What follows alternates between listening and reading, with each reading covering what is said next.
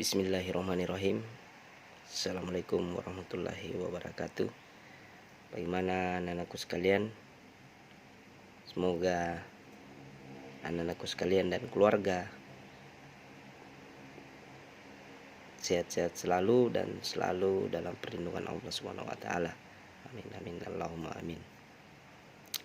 Baiklah, sebelum kita memulai pelajaran untuk hari ini, pembelajaran online hari ini, saya mengajak anakku sekalian, marilah kita berdoa. Semoga apa yang saya sampaikan bisa bermanfaat buat kalian dan kita tetap selalu dalam lindungan Allah Subhanahu wa taala.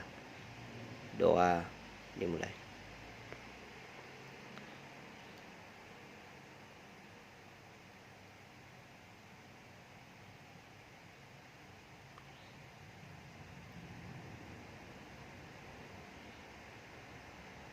Selesai.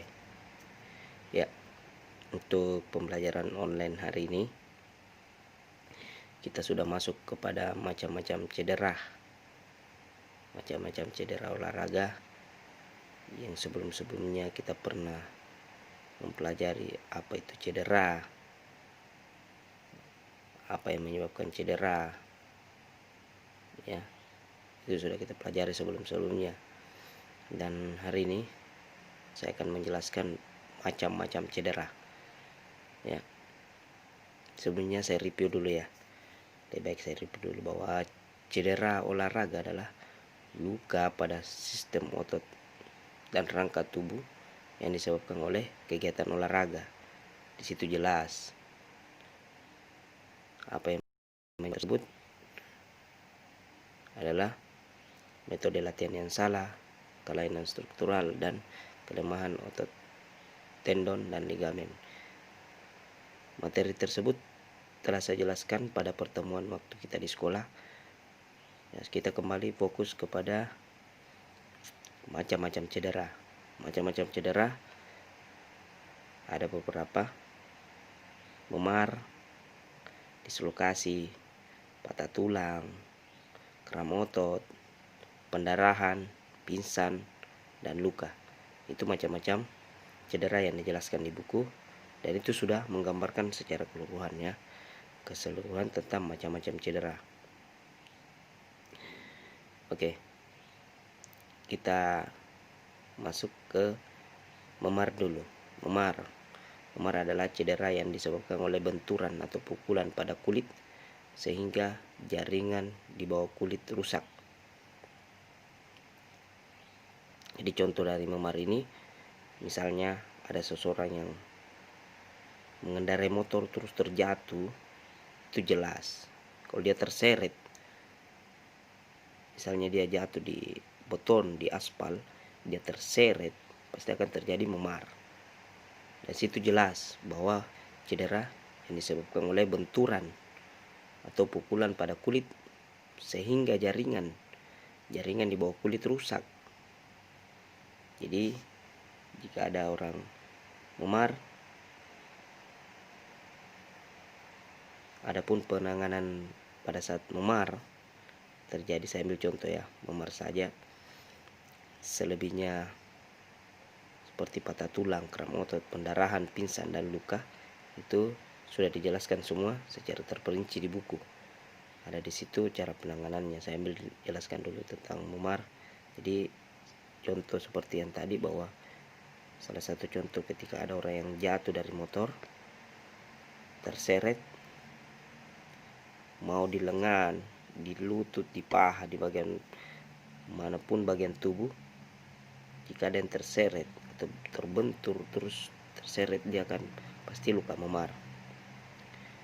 Dan cara penanganannya pada memar bisa dengan kompres dengan kompres es selama 12 jam sampai 24 jam. Terus yang kedua, istirahat. Jadi ketika ada orang yang cedera memar, ya mikir dulu, banyak-banyak goyang, istirahat mikir dulu. Terus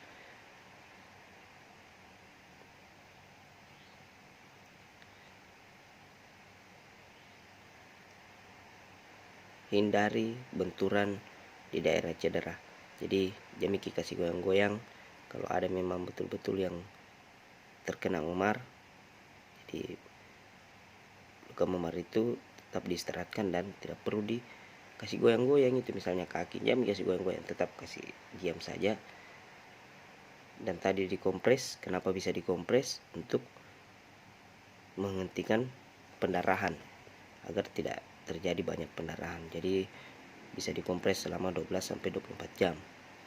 Itu untuk memar. Kita masuk ke dislokasi, adalah lepasnya sendi dari posisi seharusnya. Jadi contoh ya, ini berputar begini, ini berputar begini, ini sendi putar.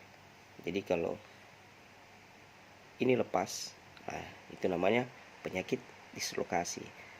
Misalnya seperti ini kan pas, kalau terlepas begini, nah ini bisa dislokasi namanya. Ini dislokasi, anggaplah ini sendi ya, yang berputar tadi, yang berputar seperti ini.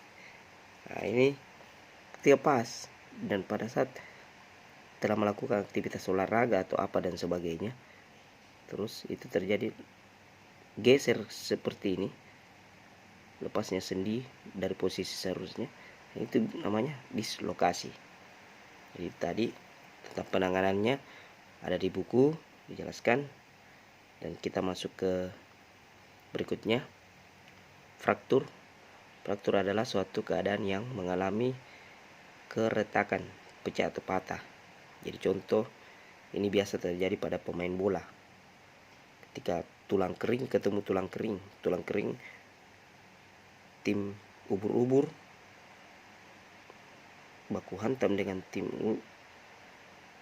tulang kering tim capung, jadi berbenturan seperti ini.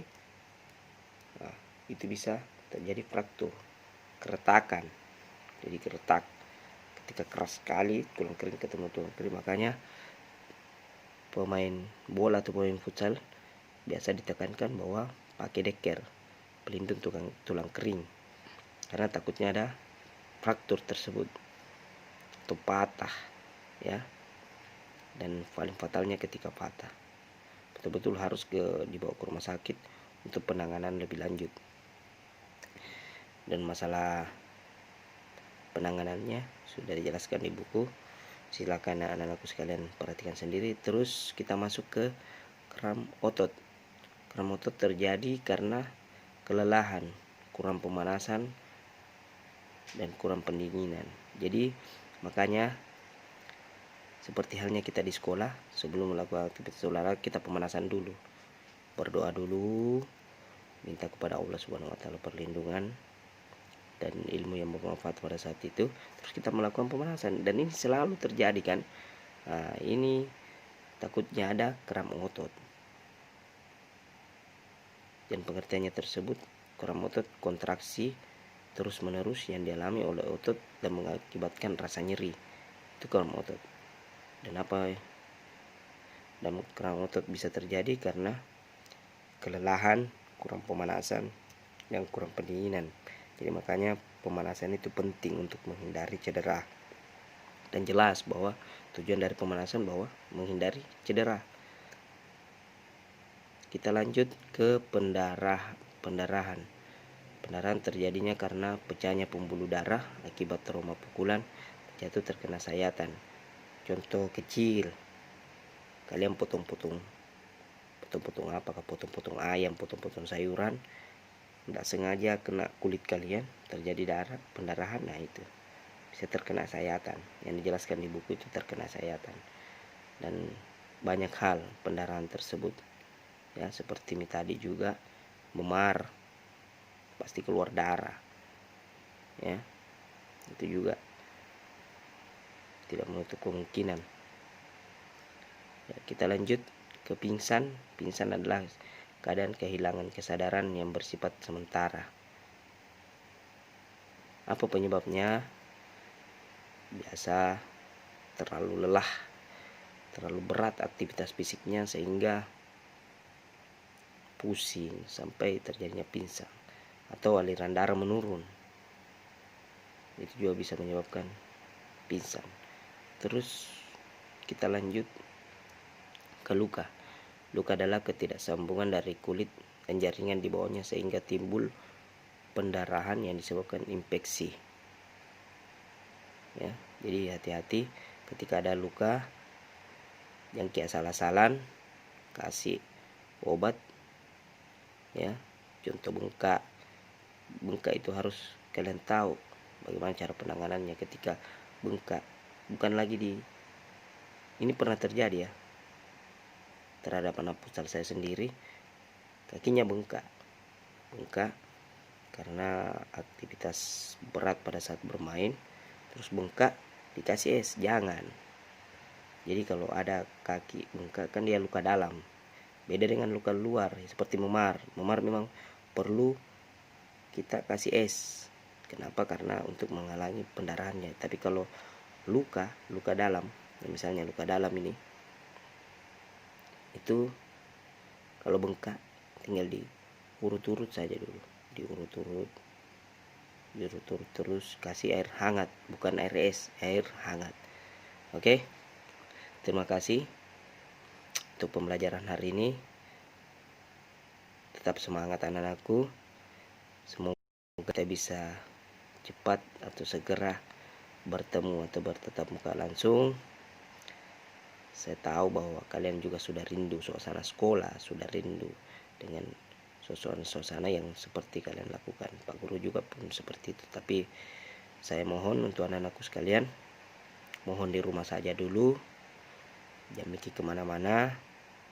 Kita ikuti saja imbauan ya dari sekolah, jangan kemana-mana, di rumah Miki. Karena anak-anakku sekalian sudah tahu bahwa isu global yang terjadi saat ini yaitu corona. Minta tolong anak-anakku jangan Miki keluar-keluar, dan anak-anakku harus tahu jaga kebersihan dan cara penanganan untuk masalah penyakit ini. Ingat selalu cuci tangan pakai sabun, mandi 2 kali sehari. Pak Guru tidak usah jelaskan jam berapa mandi, jam berapa mandi apa segala macam, sisa kalian sendiri ya. Jadi itulah pembelajaran kita hari ini. Tadi adalah pengantar saja. Tetap di rumah ya, tetap di rumah, jangan kemana-mana. Saya selalu tekankan itu. Kenapa? Karena ini adalah salah satu tujuan kita agar kita cepat bertemu. Semoga masalah ini cepat berlalu, kita bisa bertemu di sekolah, melakukan aktivitas seperti biasanya. Amin. Ya, mungkin itu saja. Kalau ada yang kurang jelas, silakan via japri melalui WA pribadi saya. Terima kasih.